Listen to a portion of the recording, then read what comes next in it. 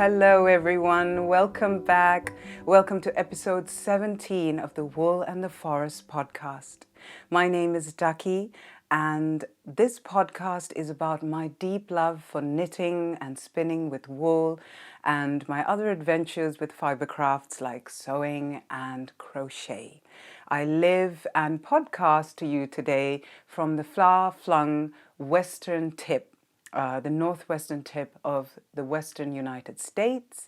And because I live in a very rural, very out of the way location, this podcast is also a way for me to connect with all of you and to share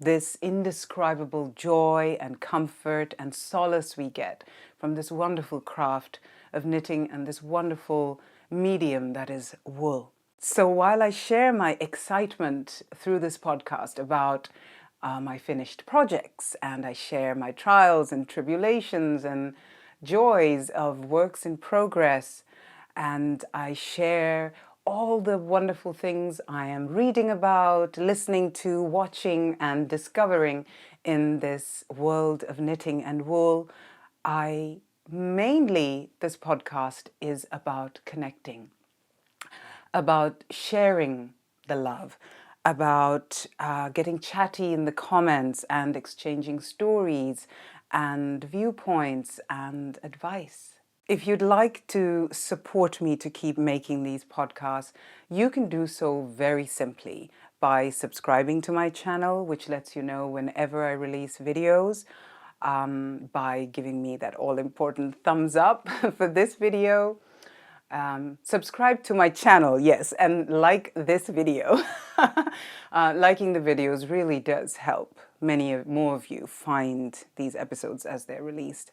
And if you are feeling particularly generous and particularly moved by what I do, you can always leave a small donation using the link in the description box below. I used to have a Patreon which supported this podcast.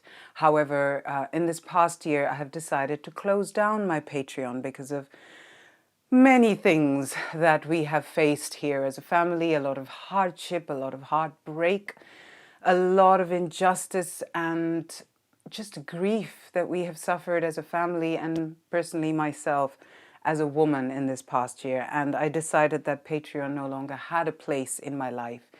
And now I am just podcasting for the sheer joy of it because it does bring me so much joy.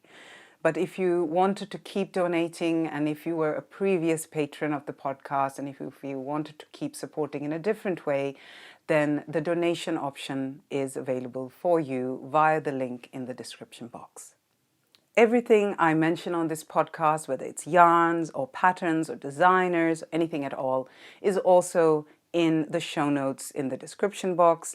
And you can find me on all the socially, internety, webby sites as Wool and the Forest on YouTube, as @Wool and the Forest on Instagram, and the other place I'm on is my website and my blog, which is at woolandtheforest.com, where I am attempting to recommit to start blogging in a more regular fashion.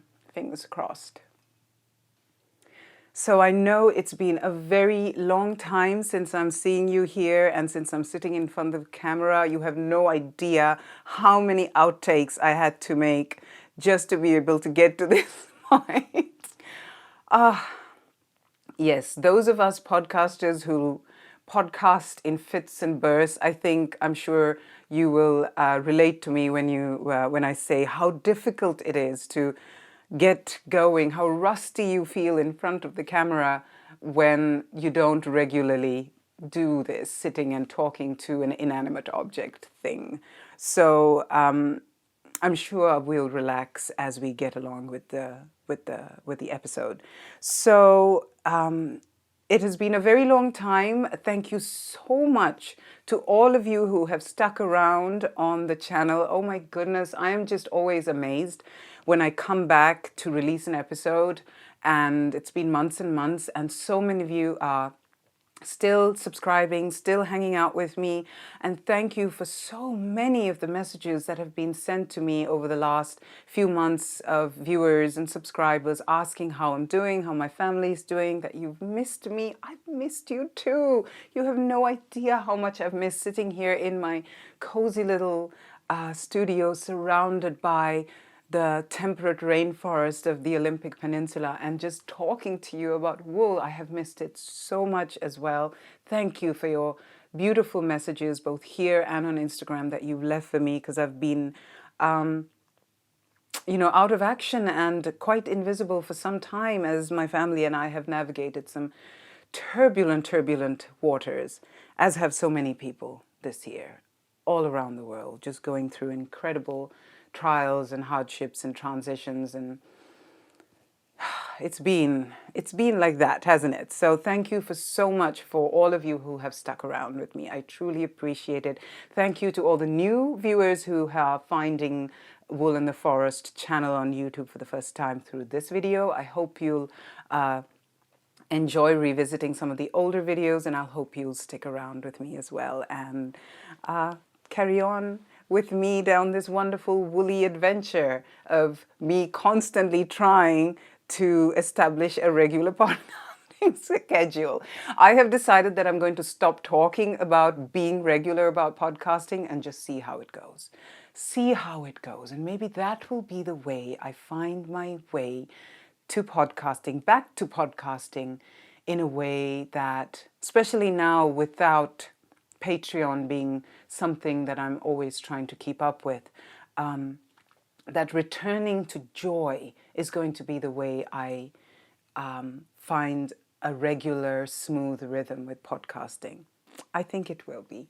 So let's get on with it. I hope you have some lovely warm beverage. I certainly do. I have this beautiful creamed lemon and honey that one of my dear friends who lives close by gifted to me, with a little bit of ginger, because it's so cold and so dark. I apologize if the lighting is kind of, not so great today, but we are swiftly going down into the deep dark of midwinter and solstice. And without snow on the ground and it being so gloomy and rainy and so many evergreens surrounding us here, towering great cedars and Douglas firs, they block off what little light we do have. So it's very dark in the studio, but I believe quite cozy. And I hope all the light I've brought in is doing something. And so with wool and knitting or crochet or something crafty in hand and a lovely warm mug in our hands, let's get on with the episode. So to start with, I will talk to you about what I'm wearing. I am wearing one of my finished objects, and oh my goodness, look at it. Isn't it delightful? I have been in love with this since I finished it a couple of months ago and have been aching to show it off to you. And I will speak more about this in my finished objects. So this is not the finished objects section, even though we're jumping straight into it. So what I'm wearing is the Floresta jumper by Elena Sollier. And we'll talk about it very soon as I start making my way through the finished projects that I have today. And also on my feet, what I'm wearing are my hand-spun socks that I showed you last winter. These are made out of my own hand-spun and sort of a little impromptu design that I came up with. And they are the coziest, loveliest socks in the world. They're made out of Swedish spinning fibers that I spun years ago and never knitted. So, hand-knitted, hand-spun socks on my feet, lovely unspun sweater on me, and let's begin to talk about the finished projects for this episode. So, first finished project is this beauty, the Floresta jumper by Elena Sollier. Elena is a Spanish wool producer, a wool worker, and a designer, and you can find her on Instagram as @ZolaWool. And she is an incredible wool worker. Not only does she have the most unique and striking designs, But she also has a yarn line that she produces that's made out of 100% local heritage breed wool from Spain. So she's a Spanish designer, as I said, and she uses only heritage breeds from her local area, and she produces a beautiful yarn line with the most exquisite, subtle, deep colors, and just working to preserve these heritage breeds, working to bring back the value of Spanish wool. She does a lot of work in I believe she has quite a big fan base, not just for her patterns and designs, but also for her wool. So if you don't know of her yet, do go and find her on Instagram. I know she's been published on Liner magazine a few times as well. Very talented lady, very talented. So I actually got on the bandwagon for Elena Sollier when she released this as a test knit. And being the terribly slow knitter I am, I never actually managed to knit it to the deadline, and because I loved her work so much, I just bought the pattern outright. And it is knitted, this gorgeous yoke sweater, knitted from the top down, which is different for me. I don't often knit yoke sweaters top down. I'm a bit old-fashioned. I tend to like to knit them bottom up. And this, however, is knitted top down, and it's knitted in a combination of wool. So the body of the sweater, the brown parts are Nutiden and Einband held together. You know, my favorite way of creating fabric, knitted fabric, that has been my favorite for the last few years, is unspun wool held together with Icelandic lace weight, which is the Einband. And I use that exact same combination here, and predictably it has given me the most beautiful, airy, insulating, super lightweight fabric.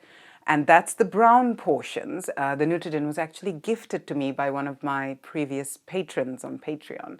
And the yoke is, the white part of the yoke is a combination of Plotulopi, another one of my favorite unspun wools, held together with white Einband, or Icelandic. Einband is the Icelandic lace weight that is produced by Istex. So those are the yarns used, and I believe I knit them in very teeny tiny needles, for me anyway. It took me forever. But I love that I persevered, because the pattern has just come out so beautifully despite my horrible knitting.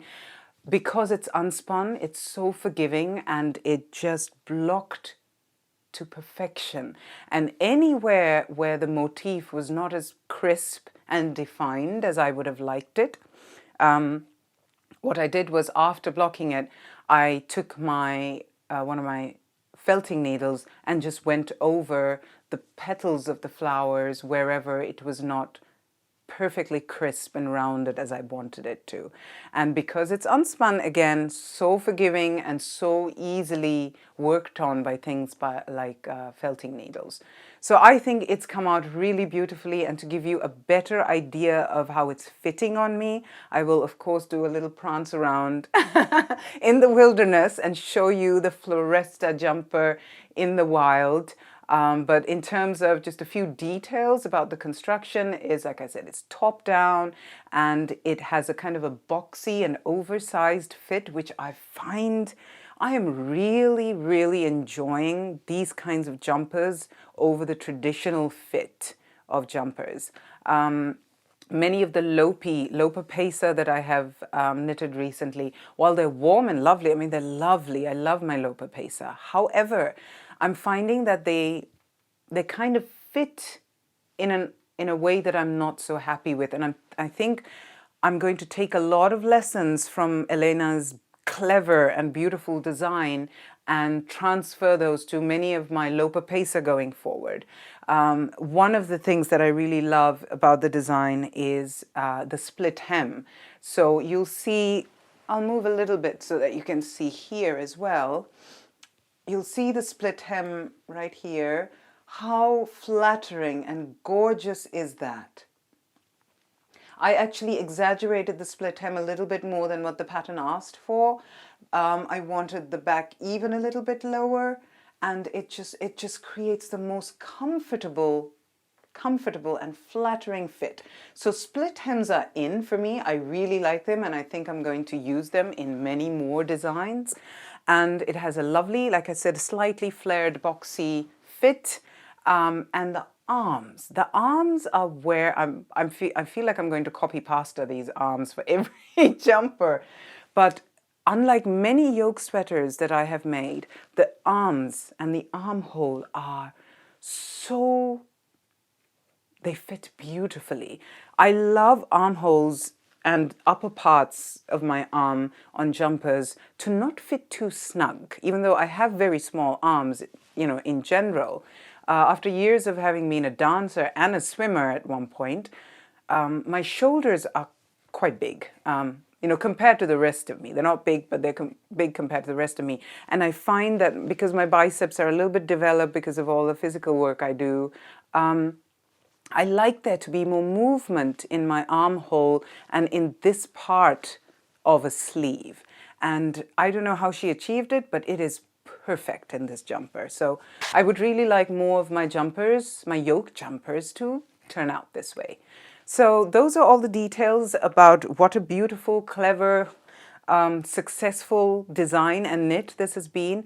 And now let's head on over to the wilderness, where I have made my poor husband, Arik, prance around me as I attempt to show off this Floresta in all its glory.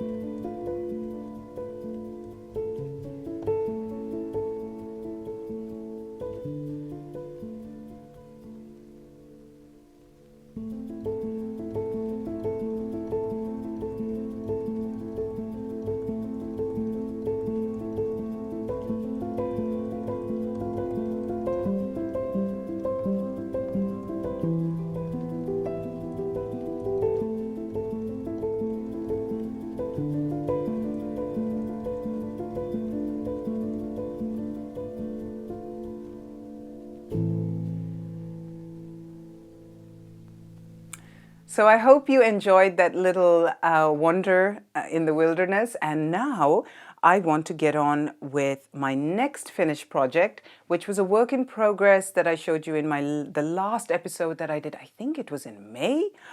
Goodness, it has been so long. So much life has happened in between. Hasn't it just been, just as an aside, the craziest year? But you know, I didn't want to talk too much about that when I started recording. I felt like we need joy in our lives. There's so much that has happened just in the last 2 months. There's so much grief in the world. There's so much fear and uncertainty and heart beating. We walk out the doors and we don't feel as safe as we did before. We look out the window and we don't feel as safe as we did before. We look at our children and we wonder what kind of world they will grow up in. We look at our daughters, especially. How many mothers out there have looked at their daughters in the last few weeks and thought, what will happen to you? I want a better world for you. I want so much more for you than some are willing to give. And it can be a heartbreaking experience to go through this amount of collective grief as a planet. And as the planet gets tighter and tighter and tighter knit, and as we become more and more aware of the underlying interconnectedness of all of us, of this entire organism that is the planet Earth, and human beings are becoming, you know, even the majority of us are being forced to become aware of our interconnectedness. The grief, whether we want to experience or not, or whether these things are happening to us directly or happening to our families or not, the atrocities and the injustices and the everything that is happening in the world, whether we are directly experiencing it or not, we are experiencing it, because our awareness of our connection is growing. And with that comes a responsibility for so many of us to focus on joy. And I think that's really what propelled me into this desire to come and podcast and talk to you. And I'm going to keep this aside as short as possible, is that I want to do more things to spread joy. I want to do more things to bring joy to my life and to share it with all of you. And I know this feels like the smallest, most whimsical and maybe to some insignificant way of sharing joy through wool and knitting, but it is such an important part of my life. And it's a part that has brought back life and zest to me after a year of trauma and hardship. And when we go through difficult periods in our life, we find that the grief is sometimes too overwhelming, and we stop making, we stop crafting, we stop knitting and spinning. We stop doing the things that bring us joy. But it's in those times especially that it's important to gather everyone around you, and do the things we love. And since I can't gather all of you around me here in the studio, even though I wish I could, and sit in comfy, cushy armchairs with a fire blazing and hot drinks in our hands and click and spin and do all sorts of wonderful woolly things, I can sit here and talk about it, and I can encourage you to do that in your own lives. So quick aside, and now let's get right back into finished projects. Finished project number 2 is my my Gryffindor socks, and here they are. I spoke about them in that last episode that I podcasted, and all I've really done is finish the embroidery on both. And yes, it took me the better part of the year to get to the second sock. So I spoke a lot more about these socks in my previous episode. Let me just hold them up for you a little bit. There they are. So these are called my Gryffindor socks. I did mean to write a pattern about it. I haven't got around to it yet. However, I still might. There is still an entire winter of knitting and podcasting to do. So I still might write up the notes and turn it into like some instructions, maybe not necessarily a full-blown pattern, but instructions on how to make these yourself. They are a very simple toe-up pair of socks, striped with with a heel flap. So I've been doing a lot of toe-up socks with fleagle heels, but this one has a heel flap, a slip stitch heel flap, which recently has become one of my favorite ways to knit socks, and with just a simple ribbed cuff and lots of unplanned striping. So you'll see the striping is not uniform. I just basically change stripes as often as I wanted to, and the socks are sort of an inverse of each other. So these are more red and these are more gold, and that was my attempt to make sure that I had enough of each ball of wool to make the socks with. And they're made out of this beautiful squishy single ply wool that is called, I believe, Karma Rose or Charma Rose is the company, and the wool is called Lama Uld. And it's a lovely, lovely, squishy single ply, and I only had 2 balls of it. It's something that my husband had brought over with him on his last trip here from the Netherlands, and I believe in Europe this wool is much more easily found. Here it's a little bit harder to find, I think. But I loved working with it, and it has made the sweetest little pair of socks, and they turn into Gryffindor socks with this little bit of embroidery, which I spoke to you about in the last episode, wool embroidery that I did. And the second Gryffindor sock, the motif has kind of turned out a little bit smaller than the first one. The Gryffindor lion looks a little bit smaller, but I don't mind. It's still recognizably Gryffindor socks. So I can't wait to put these on. I haven't actually tested these on yet. So I'm looking forward to putting them on and getting snuggled up with some Hogwarts and a hot chocolate very soon. But these were part of my plans I had last year to make a Gryffindor wardrobe for myself. Now, because of everything that's happened this past year and me not doing any crafting or making at all for so many, many months, of course, I am not at all anywhere near to accomplishing my goal of having Gryffindor wardrobe ready, but I think all I'm going to do is take all my hopes and plans and dreams from last year and just move them on to next year. And that way I'll have lots to look forward to. So don't worry, those of you who were there in the last episode and I spoke to you about my Gryffindor wardrobe. I'm still planning on making my way through that, and you'll see plenty of Hogwarts knitting coming your way in the coming months. So that is number one complete. So we're off to a start, even if not a good start.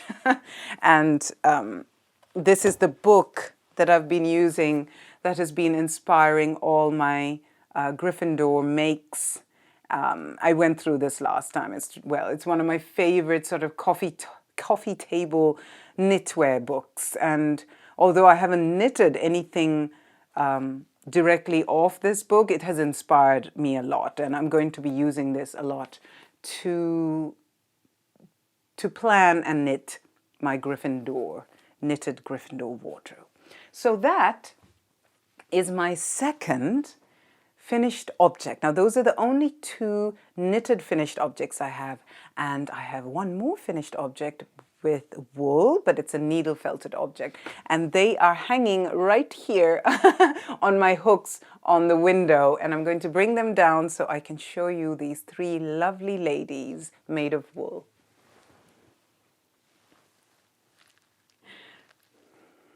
So here we have some absolutely darling wool women that I have needle felted. This is one of my finished projects for sure. I had started making needle felted sort of Waldorf inspired wool dolls many years ago when I had just given birth to my third baby, to my little Usha. And I made one that I absolutely loved, and she's hanging in our little cottage. And I'd been wanting to make more for a long time. And here I finally got around to doing just that. And these wool women are the ones that really brought me back to myself. So I owe them quite a lot, I feel. They brought me back to myself in the last month in planning them, in making them, in seeing myself in them, in bringing them to life. They have just brought back the magic and the spark in wool, and what a beautiful magical fiber this is, and what a privilege it is for me to be able to work with it. And they sort of exemplify all of that. Now, they're kind of stuck together, so I'm going to separate them. Although they don't want to be separated, they're the best of friends, and show you the wool ladies one by one. I really hope I'm doing a good job of showing them.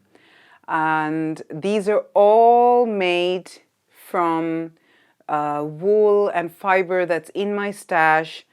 Much of it is my own spinning fiber and leftovers and things that I have carded together to create, the colors. Some of it is from old spinning fibers, from Swedish fibers that I had bought long ago. And yeah, I mean, what can I say about them other than they just bring you so much joy to look at. And I call them needle felted, but there's actually very little needle felting involved in them apart from making the heads and the faces and a little bit of connecting here and there. A lot of it has been formed by hand. And of course, this one has this beautiful braid, which I needle felted into place. That was a bit of needle felting, of course. And I want to give these wool ladies, these wool women, dark skin like myself, because I wanted to see myself in them.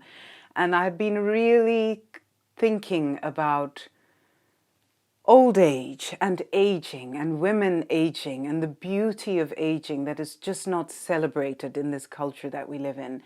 And I wanted to celebrate beautiful dark-skinned wool women with grey shot through their hair or fully grey silver hair. There's something so, I've always been drawn to women from my past, elders and matriarchs of my own family who never colored their hair as they grew older, and they were these beautiful brown-skinned women with beautiful, shockingly white hair that was still, running down to their waists and knees, some of them, and how striking and beautiful to me that always was. Even when I was a child, I was drawn to it.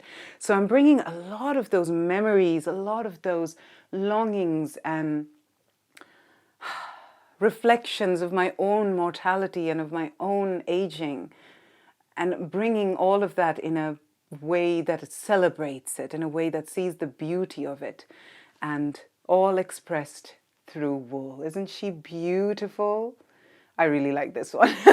She's the one I made last, and I gave her a little bandana as well, which captures the colors of this beautiful wool dress that she's wearing. So that's one of them, and I'll quickly show you the other ones. This is my wilder one. I wanted to make them, there are a lot of these Waldorf-inspired wool dolls that you can see when you go on YouTube. They're usually called wool fairies, I think. But I wanted mine deliberately to look a bit more wild and less tamed. So that's why I didn't use roving or anything like that. I used these raw wool with lots of spinning wool, which still has a lot of lanolin, and there's bits of hay and vegetation, all kinds of matter. And that just gives them the most authentic and beautiful look, I think. So this one is made with a combination of that kind of wool. And finally, we have here another one. And I actually think of my grandmother a lot when I look at this particular one. I don't know why. I think it's the long braid. My grandmother had the most exquisite hair that even I think she was in her late 60s when my brother was born, and there's an image of her holding my brother the day after he was born, and she had this thick braid that went all the way down to her knees. She was famous for her long hair and her beauty. And this reminds me of my maternal grandmother for some reason. She really brings her to mind. So there they are, my beautiful wool women who have brought me back to myself and to working with wool in a very, very beautiful and magical way. So there they are. So now we've spoken about all my completed projects. Let's move on straight to works in progress. I have quite a few works in progress, and I need to, let me see, I think I can quickly show you all of them, or at least introduce you to them. The first one I'm going to show you, and I'm keeping this one in this beautiful farm tour bag that I got from one of our close friends and our adopted grandmother, who herself, now that we've just looked at some wool women, she is one of the most amazing wool women I know. I've spoken about her on this podcast many times. Her name is Jan Gillanders. She's our Auntie Jan, our Grandma Jan, and she lives very close by. She has a flock of beautiful, beautiful Jacob's ewes, and she does incredible work in this area. I think she's one of the sort of critical, crucial, most important wool workers in our area for sure. And she gave me quite a few of these farm tour bags because she's involved in the local farm tours every year. So I really love having that and having my projects in it. So the first work in progress that I have are my midwinter mittens. Now, I hope this is not connected. Yeah, it is connected to some wool. These are the beginnings. Are we catching that? Okay, there we go. These are the beginnings of my midwinter mittens. These were supposed to be my midwinter knit last year, actually. These are designed by Nina Pomeranker. You can find her on Instagram as at Crafter's Tale, and she also has a podcast here on YouTube called A Crafter's Tale. And she designs these gorgeous, gorgeous, gorgeous works of art in mitten form and wool. Amazing mittens. I mean, she's obviously an incredibly skilled designer, but also skilled knitter, because her mittens turn out so beautifully, almost painted. I don't know if mine are going to look like that. Highly doubt it, but I'm going to give it my best shot.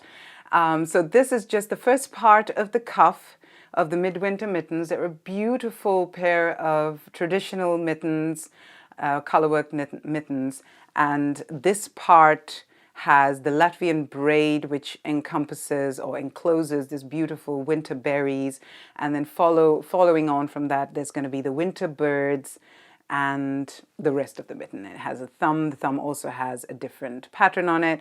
So it's these, I'm calling this my festive knit, because I'm really hoping that I'll be able to get to a pair by Christmas, because that will be the most Christmassy solstice thing you could wear, I think, are these beautiful mittens.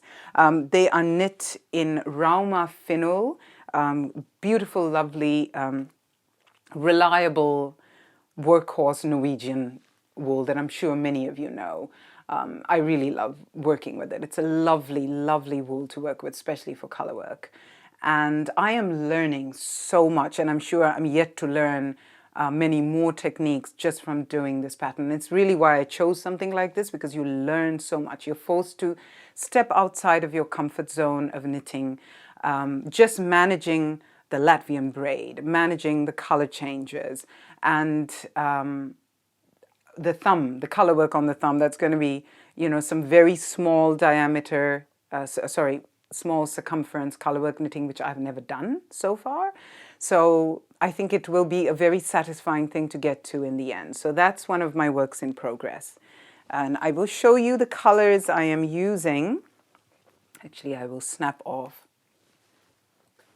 that wool. So we are using this gorgeous Christmas red. Isn't it beautiful? Christmas green. These really are midwinter mittens, and the black is just for a tiny amount of details that she has on the bird, and of course the main color, which is the white. So very, I was going to say very festive, but very messy. Oh my goodness, ducky, trying to be over ambitious with all these podcasting moves. I need a bit more practice before I can pull out things like that. So that is my first work in progress. And let me see.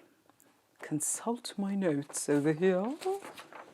Okay, yes. So my second work in progress that I want to show you is actually, it's not a pattern as such, because it's a pattern I'm designing myself, or designing on the fly, impromptu designing, which I love to do.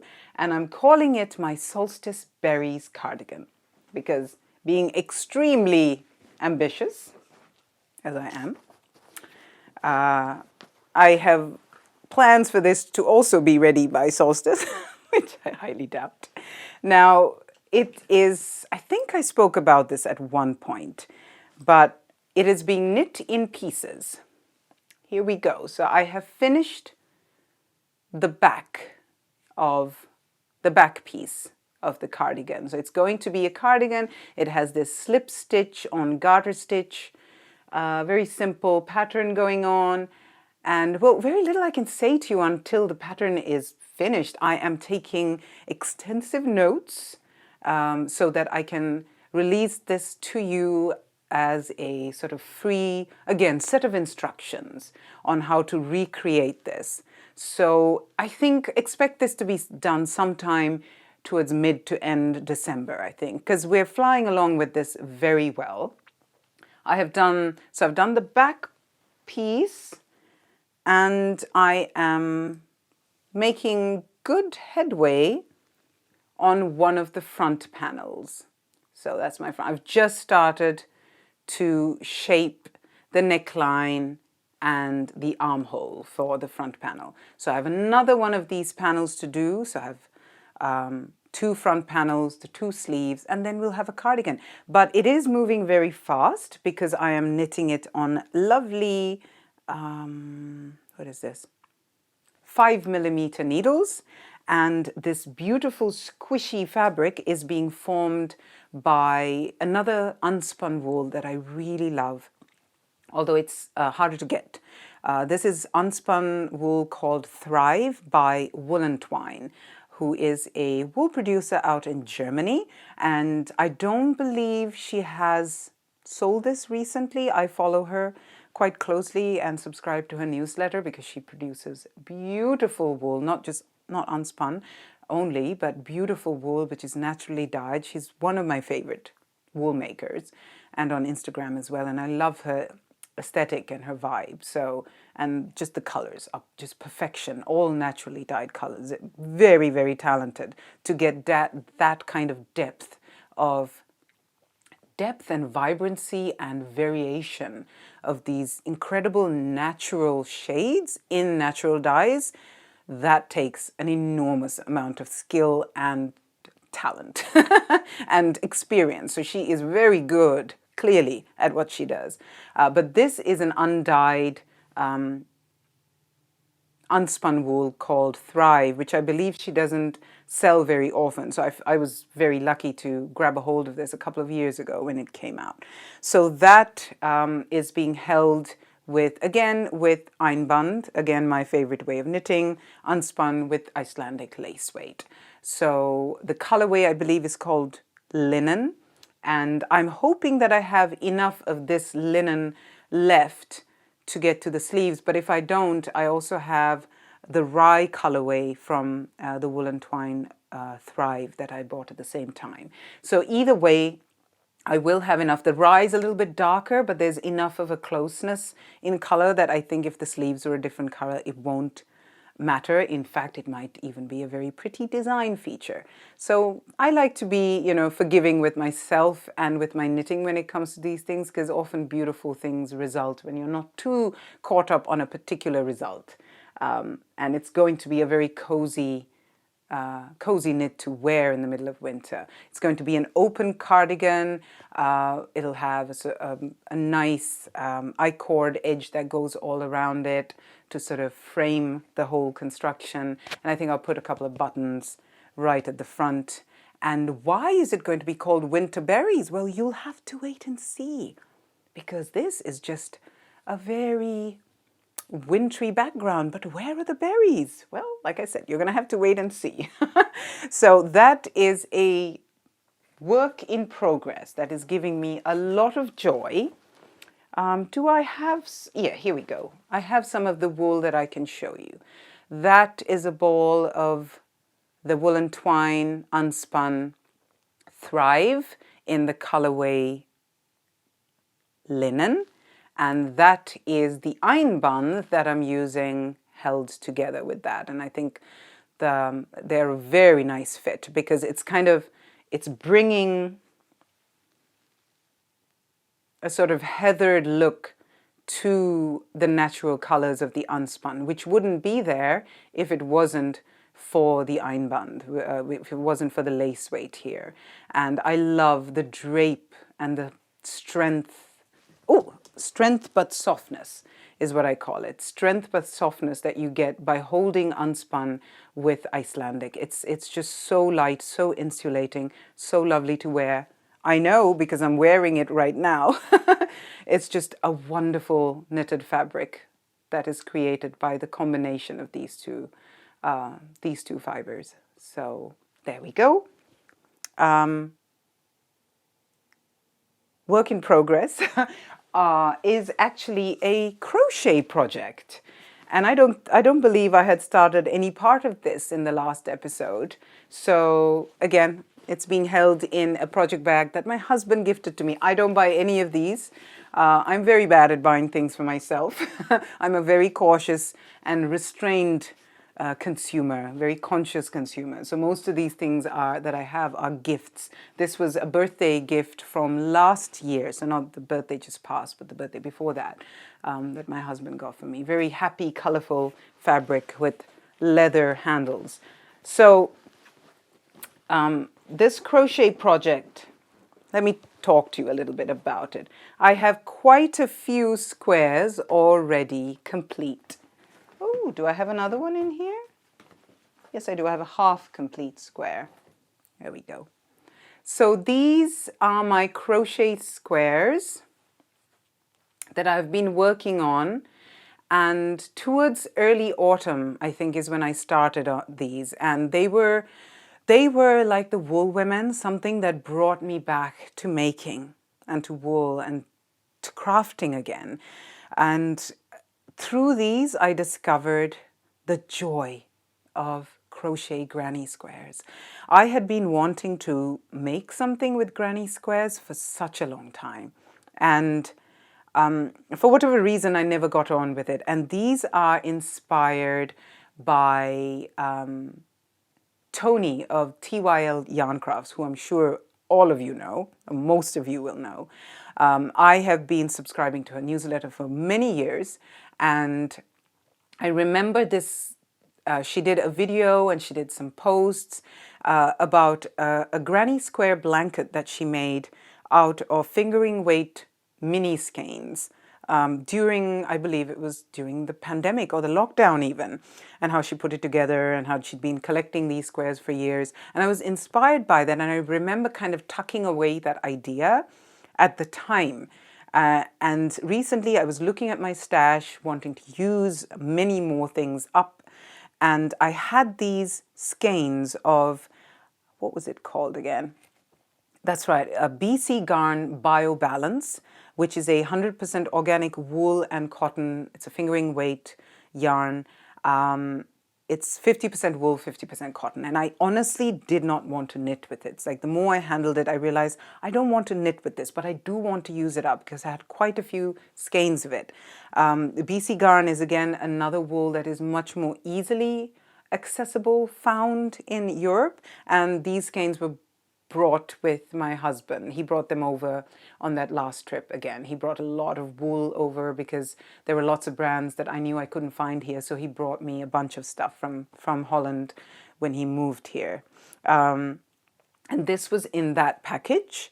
And I knew crochet was going to be the answer to using these up. So in the autumn, I decided I am finally going to have my dream of having a granny square blanket. And I've been very slowly and steadily and joyfully making my way through these skeins and through these squares, and they have just brought so much joy. This is a half complete one because no matter what is going on in your life, no matter how little time you have or too many children you might have, there's always time for a granny square. And that's what I've realized. I realized that is that's the quality that makes them so addictive, so comforting, that you can crochet them anywhere. They're so small. You can take the smallest amount of yarn with you and do it in the car, do it while you're waiting at an appointment, do it for 20 minutes while the children are not tearing your hair out. You can do it. You can always have time for a granny square. So I have quite the pile here. And I am planning on putting these together using the join as you go method.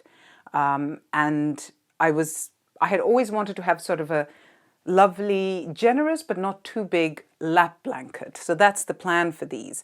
And because they're fingering weight and because they're not 100% wool, they're quite light. So the other day I had been thinking, you know what? I want to try and back these, like put a quilt backing on it, of course. And 2 days later, I see my dear friend, my fellow podcasting friend as well, Sandra of the Cherry Heart podcast, one of my favorite people on YouTube and social media, Sandra released a little reel on Instagram of her finishing one of her granny blankets with a quilt backing. And I was like, of course, great minds think alike. So that is the destiny for these lovely squares. I have no idea how many I'm going to end up with. I'm just going to keep crocheting until all the skeins of the BioBalance are done and dusted.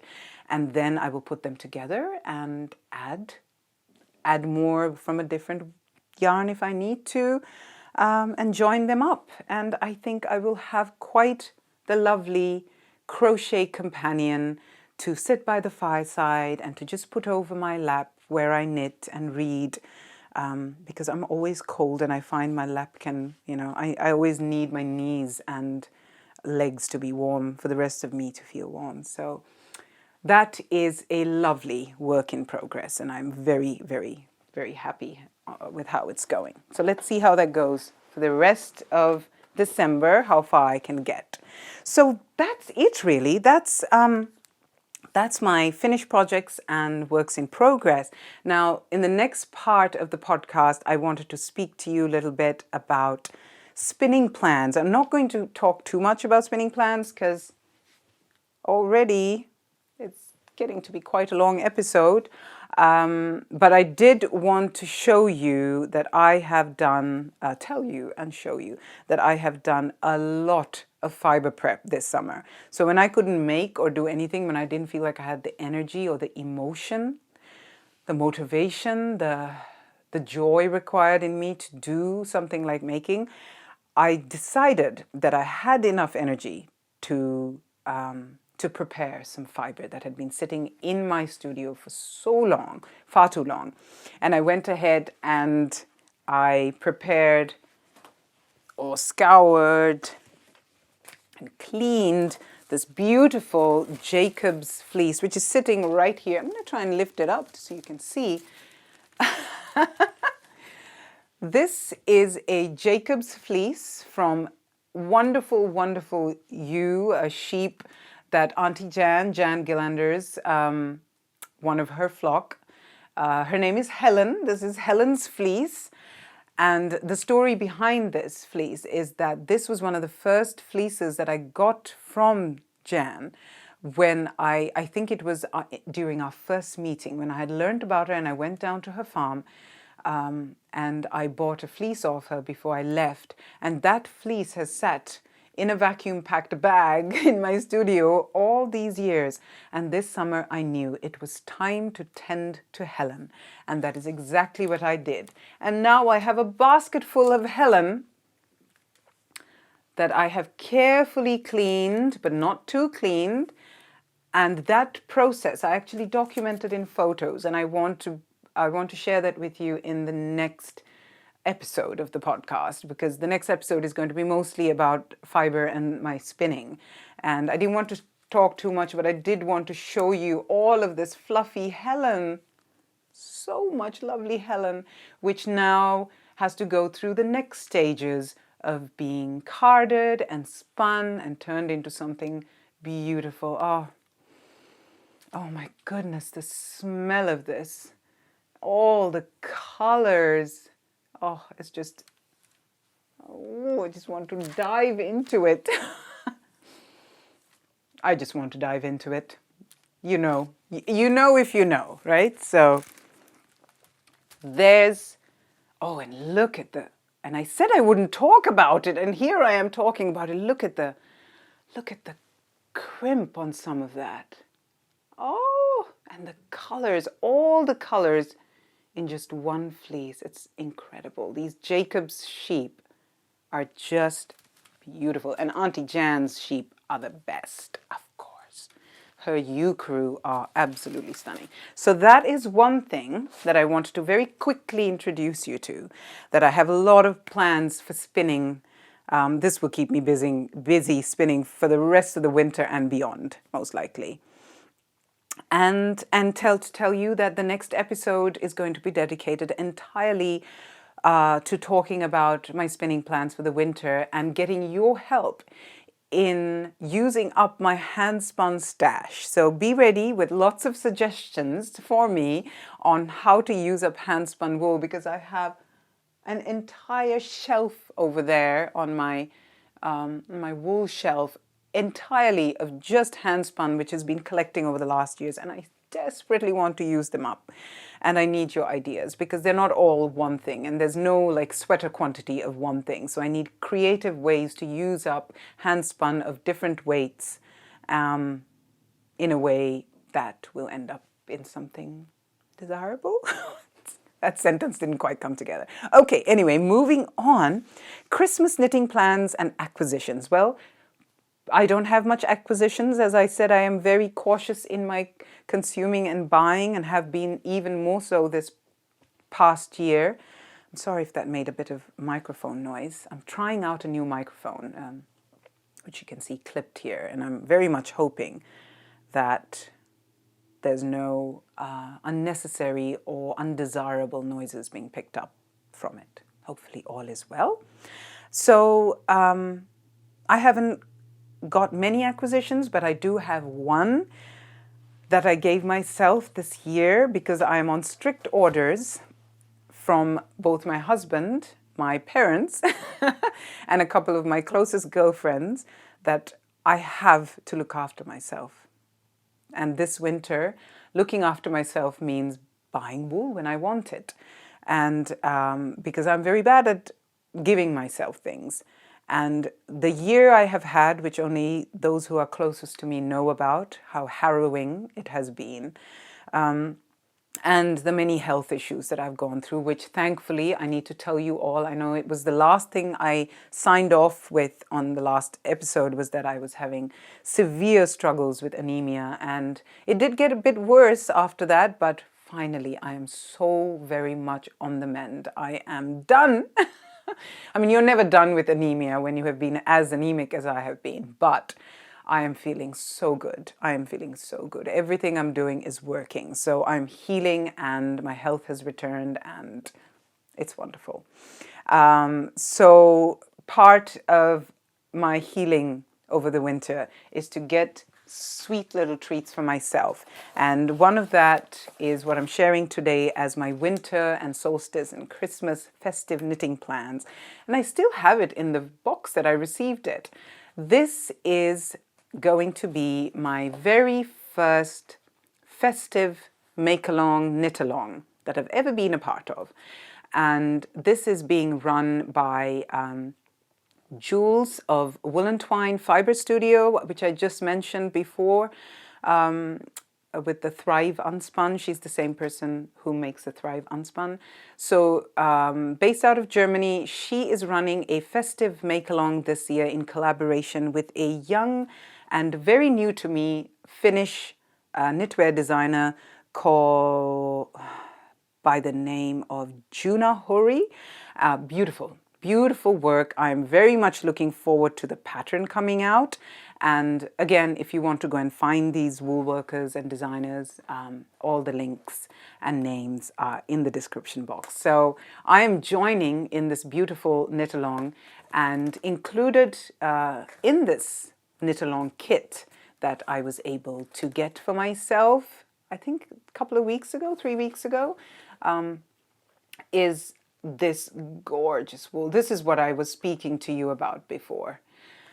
Woolentwine, Jules of Woolentwine, does the most incredible work with natural dyes. And this is one of those examples. The depth and the aliveness of color is really quite spectacular for natural dyes. It's not the easiest thing to obtain that. And this is her sock base, which is called Ovis, I believe. And let me have a look. Yeah, it's the Ovis sock base, which has 50% Cheviot and 50% Jacobs. Now, it's the 50% Jacobs that really drew me to the sock yarn, because I want to try spinning my own sock wool using some of Helen's wool, the Jacobs that's sitting right here that I showed you before. And I know Jacobs adds a lot of strength. And many people who use sock wool without nylon, without synthetics in it, use Jacobs as the thing that gives it that strength. And here she's combined the Jacobs with 50% Cheviot, which obviously gives it that lovely loftiness. So I'm very interested to see how this wool works out, both in the knitting and in the wearing of a pair of socks. But it feels exactly like my kind of wool. Very woolly, very beautifully spun, not too tight of a twist in there, but just tight enough that you know it will work as sock wool, and the color is just magnificent. So she was selling these kits along with these gorgeous, dear little sock markers that I believe she makes herself. So the kit came with the Ovis sock base, the stitch markers, and this beautiful scented candle. So I am looking forward to sitting down in my studio right here in my little chair and, you know, lighting this beautiful little candle and having a quiet moment, stitching along as the pattern is released. I believe it's a mystery. Oh, did I mention that? It's a mystery knit along, and I think each week, starting on the 29th of November, which is coming up in a couple of days. What day it is? Goodness, the 29th of November is tomorrow. I'm podcasting to you today on the 28th of November, and it is Thanksgiving in the United States. And even though my family and I, we don't necessarily celebrate Thanksgiving in that way, it is a holiday and everyone else is celebrating. And, you know, for us, it's just a day that we give thanks to each other, and we give thanks for the opportunity to live on this beautiful, glorious land, and the people who have stewarded this land, and the connection I feel to those people. I have spoken about this before, to the indigenous people of this land who are so much a part of it, inextricable part of it. And I see it and I feel it so much. I would say even more in winter, when everything opens up and the trees are bare. I feel the connection to nature and to the Great Mother so much more in this season, which is strange because everything seems like it's dying back and retreating, but it's in this season that I feel it even more strongly. Maybe you do as well. So I'm looking forward so much to sitting in the quietness of this season and sinking into this pattern, starting tomorrow, week by week, working my way up the sock, and hopefully by Christmas to have a beautiful pair of socks in this gorgeous Ovis sock base from Woolentwine. So that's a lovely little gift I have given to myself. So what to look forward to on the channel for the rest of this month? Well, I am thinking that I might actually do a little bit of Vlogmas this year. Excuse me, but my lips are getting rather dry. I'm thinking I might do a little bit of Vlogmas this year. So I'm collecting bits and pieces of video, just like I did last year, and maybe I'll stitch it together for one episode, maybe it'll be two, who knows, I'm not sure, but it feels like things are opening up in terms of my mothering of my 4 little rapscallions, because my 4th rapscallion, by far the most rascally of the lot, my one and only son, little Siddhartha, Malli, we call him Malli. Nobody calls him Siddhartha, even though he has this magnificent name. Everybody calls him Malli. Malli is little brother, or youngest brother, or baby brother in Sinhala, which is my mother tongue, my native language. So we all call him Malli. Little Malli is finally not nursing at every given opportunity. He has finally stopped night nursing, which has given me so much of my energy back. So, and also he's just becoming more independent, and time is opening up for Mama. So I feel like this Christmas, this solstice festive season, I'm stepping into it in a very different way to the way things have been for the last 2.5, 3 years almost. I feel like a renewal of energy, a renewal, a resurgence of life, and this woman that I once was, you know, the girl become woman, there's a lot of that coming back. And I feel like I'm returning to myself so much more, and a desire to love and nourish and nurture myself. A real desire has taken root, and I believe it has come from all the hardships I've faced in the last year and a lot of letting go of things. You know, I've been doing this as a mother and as somebody living outside of my own culture and my own country and my own community, living in such a sort of isolated way. I have done this for so many years, especially with my children, especially with my role as mother and matriarch of this family. I have done this for a very long time, and this year I was forced to, and also I came to the wisdom through many of the hardships that now was the time to do this. And I have that letting go has brought this wave of energy back to me. And I feel like I'm stepping into a whole different phase of life. And in that phase, a lot of what is going to come out of me has to be rooted in what I put into myself. And women, you know, I'm talking to all of you there. Give yourself more, because when you are nurtured, when you are nourished, when you are joyful, and when you have loved yourself, what you give to the rest of your family is, you know, it's expanded tenfold. It has so much more life and dynamism and energy behind it. So, yes, I wonder if you can see it in me, the sparkle, the sort of cheekiness and naughtiness, and the wanting to love myself this season. So I think that is what you will look forward to on this channel in the weeks to come. And hopefully that also means that I will be in front of the camera sharing more of this light and joy with you. So I think because it has already been such a long episode, I am going to say goodbye to you, but hopefully for not too long, and keep an eye out for that next episode about spinning and using up my hand spun. And please, please come on Instagram and say hi.